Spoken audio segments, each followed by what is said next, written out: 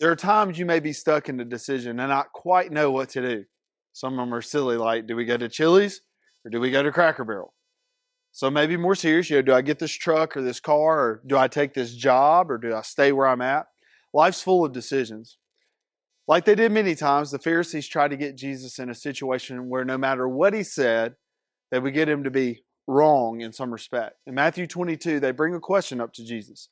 Should we pay taxes to Caesar or not? Something was different this time, though.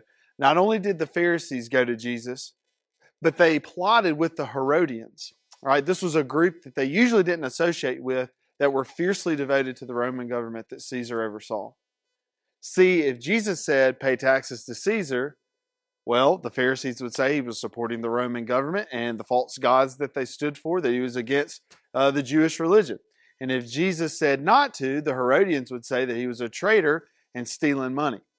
But Jesus, in his divine wisdom, asked those whose head is on the coin. They tell him, it's Caesar.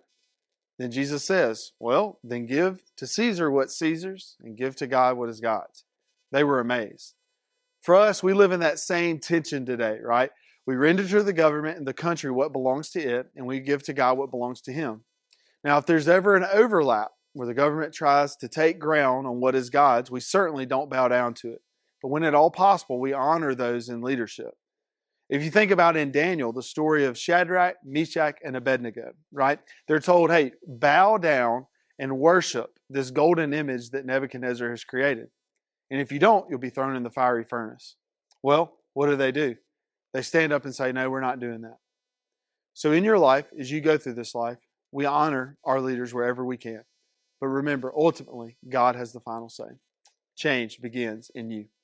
The Change Begins in You is brought to you in part by Piggly Wiggly of Collinsville, Patrick Allen Companies, Mitchell Tire and Wrecker in Collinsville, and Mowdy Cabinetry.